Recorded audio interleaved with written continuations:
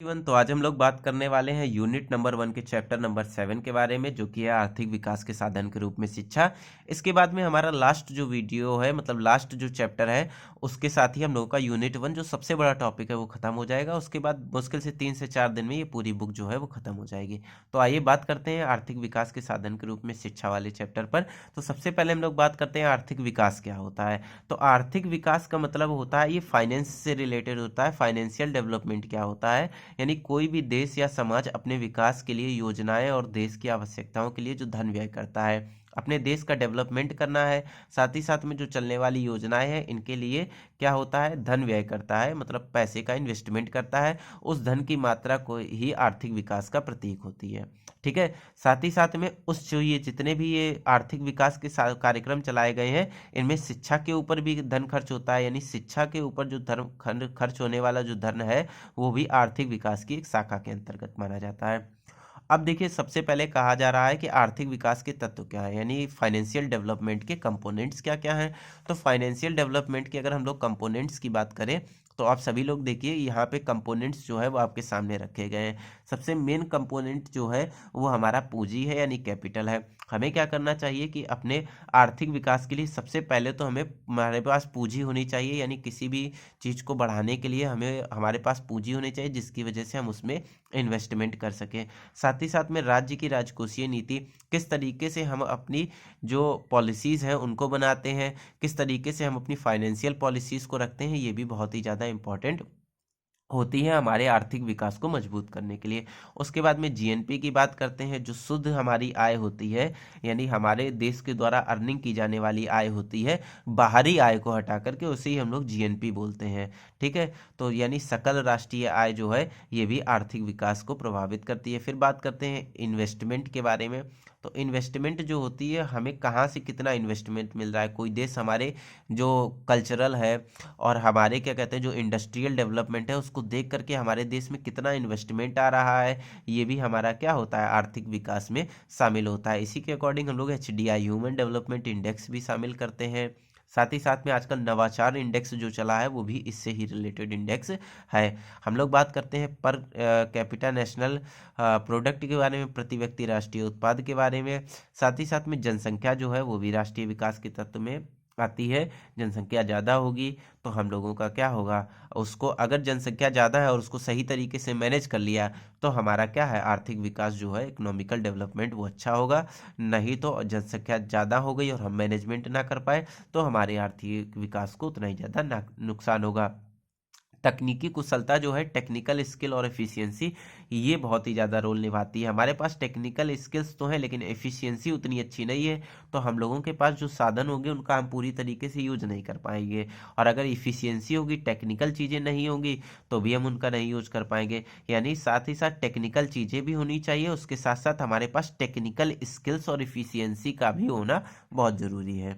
साथ ही साथ में पूंजी उत्पादन अनुपात, कैपिटल आउटपुट रेशियो क्या होना चाहिए, कि कितनी हम पूंजी लगा रहे हैं, उसके रिस्पेक्ट में हमें फ़ायदा हो रहा है या नुकसान हो रहा है, मतलब आउटपुट उसका कैसा निकल रहा है। अगर ज़्यादा आउटपुट है तो वो आर्थिक विकास में सहायक है, अगर आउटपुट ज़्यादा नहीं है तो नहीं निकलेगा।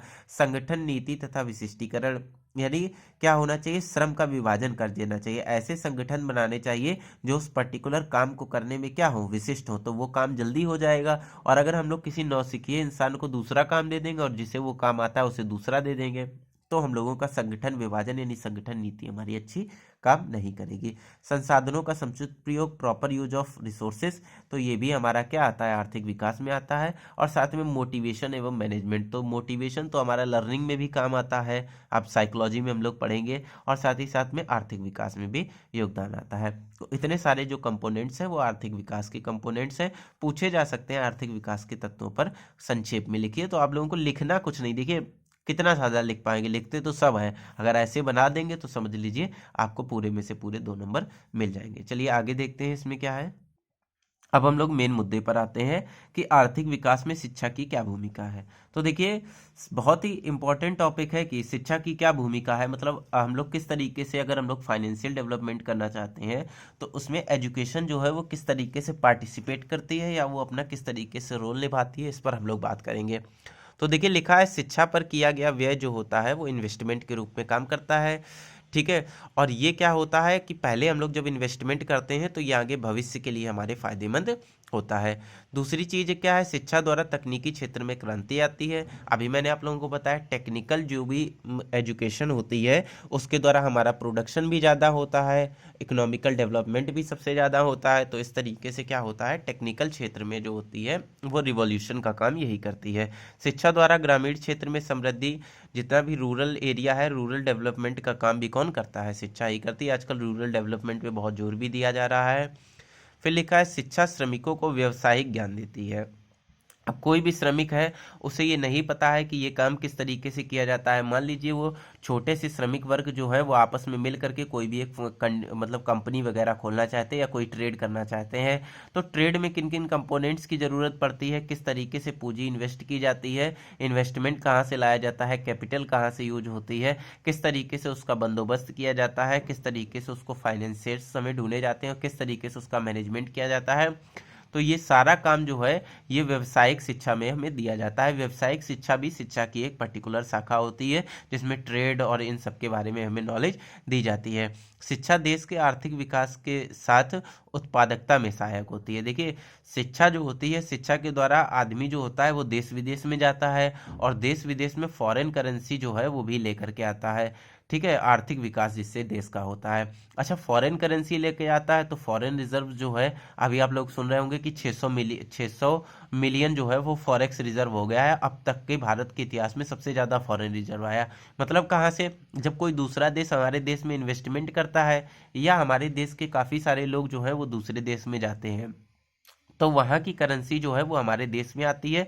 इस वजह से हमारा जो फॉरेन रिजर्व है वो धीरे धीरे बढ़ता जाता है। ठीक है, और हमारे देश का क्या होता है, इकोनॉमिकल डेवलपमेंट होता है। अब जैसे जैसे इन्वेस्टमेंट होगा और पैसा ज़्यादा आएगा उसी तरीके से इंडस्ट्रीज जो है वो इस्टेब्लिश की जाएंगी और इंडस्ट्रीज इस्टेब्लिश की जाएंगी तो उसी के साथ में टेक्नोलॉजी का भी डेवलपमेंट होगा और टेक्नोलॉजी के डेवलपमेंट के होने के साथ साथ हमारे यहाँ पे प्रोडक्शन में भी ज़्यादा बढ़ोतरी होगी और साथ ही साथ में हम लोग प्रोडक्शन के फील्ड में भी आगे निकलेंगे। तो वही कह रहा है यहाँ पे, शिक्षा देश के आर्थिक विकास में के साथ साथ उत्पादकता में भी सहायक होती है, यानी प्रोडक्शन में भी ये अपना एक योगदान देती है। शिक्षा राष्ट्र के सामाजिक आर्थिक विकास का संवर्धन करती है। शिक्षा जो होती है वो सबसे पहले सामाजिक का प्रवर्धन करती है। समाज के लोग जो हैं जो कि पुरानी मानसिकताओं से पीड़ित है, जैसे मिथ्स वगैरह बहुत सारे वो अपने मन में पाले हुए हैं, अंधविश्वास बहुत ही लेकर के चल रहे हैं। तो जब शिक्षा का डेवलपमेंट होगा तो समाज में उनका बिहेवियरल चेंज आएगा। साथ ही साथ जो पुराने मिथ्स हैं, जो आडंबर है, उनको छोड़ करके वो नवीन शिक्षा की ओर जाएंगे, यानी नए ज्ञान के डेवलपमेंट की ओर जाएंगे और उनका नवीन ज्ञान डेवलपमेंट हो जाएगा। सामाजिक व्यवस्थाएं कैसी है, किस तरीके से सामाजिक परिवेश में वो लोग रह रहे हैं, साथ ही साथ उनकी सामाजिक पद्धति किस कैसी है उसमें भी चेंज आएगा और साथ ही साथ में वो अपना सामाजिक विकास भी कर पाएंगे। आर्थिक विकास का संवर्धन, तो देखिए क्या होता है, शिक्षा जैसे ही आएगी तो समाज में डेवलपमेंट होने के साथ साथ आप लोग कुटीर उद्योग छोड़े होंगे, स्मॉल इंडस्ट्रीज जिसे हम लोग कहते हैं, वेरी स्मॉल इंडस्ट्रीज जो होती हैं जो ह्यूमन के द्वारा चलाई जाती है अपनी आजीविका ग्रहण करने के लिए, मतलब जिससे वो अपने दिनचर्या के लिए पैसा इकट्ठा कर सके। तो क्या होगा कि जब समाज शिक्षित होगा तो समाज जो है वो कुटीर उद्योगों की तरफ ज़्यादा विकसित होगा और इस तरीके से सामाजिकता के साथ साथ में उसका आर्थिक विकास भी हो पाएगा। सबसे लास्ट बात करते हैं, शिक्षा किसी भी राष्ट्र की मानव विकास सूचकांक में वृद्धि करती है, ह्यूमन डेवलपमेंट इंडेक्स में वृद्धि करती है। देखिए समाज यदि शिक्षित होता है तो सीधी सी बात है वो अपने लिए चाहे तो प्रति व्यक्ति आय जो है, मतलब डेली का काम करने की अपेक्षा वो अगर मेंटल वर्क करता है तो उसे ज़्यादा पैसे मिलते हैं और ज़्यादा पैसे मिलेंगे तो आप सभी लोग जानते हैं कि पर कैपिटा इनकम जो है यानी प्रति व्यक्ति आय जो है वो सबकी बढ़ेगी और प्रति व्यक्ति आय बढ़ेगी तो लिविंग ऑफ स्टैंडर्ड जो इंसान का है, स्टैंडर्ड ऑफ लिविंग, वो भी क्या होगा, धीरे धीरे ऊपर बढ़ता जाएगा। और किसी भी समाज में जिस तरीके से वहाँ के लोगों का जो living of standard of living होता है यानी रहने की जो दशाएं होती हैं उनके ही आधार पर उस राष्ट्र का ह्यूमन डेवलपमेंट इंडेक्स जो है यानी मानव विकास सूचकांक जो है वो तैयार किया जाता है। यदि हमारे यहाँ का स्टैंडर्ड ऑफ लिविंग अच्छा होगा तो हमारा मानव विकास सूचकांक यानी ह्यूमन डेवलपमेंट इंडेक्स जो प्रेजेंट टाइम में देखिए आप लोग 131 से लेके 135 के बीच में इनरोल करता रहता है, कभी ऊपर जाता है, कभी इंक्रीमेंट होता है तो कभी उसका डिक्रीमेंट हो जाता है। तो इसमें भी हमें मदद मिलेगी। तो देखिए, जो मैं आप लोगों को एक्सप्लेन कर दे रहा हूँ, यही चीज़ें आपको वहाँ पर एक्सप्लेन करके लिखनी है, जितना बड़ा बना सके आप वहाँ पर लिखने के लिए। हालांकि जो मेन इंपॉर्टेंट टॉपिक्स हैं वो मैं आपको बता देता हूँ। तो ठीक है, मिलते हैं हम लोग इसके पार्ट 2 में, और पार्ट 2 में हम लोग इस चैप्टर को पूरी तरीके से ख़त्म करके फिर चैप्टर नंबर 8 भी जल्दी से ख़त्म कर देते हैं। तो मिलते हैं हमारे नेक्स्ट वीडियो में, तब तक के लिए बाय बाय।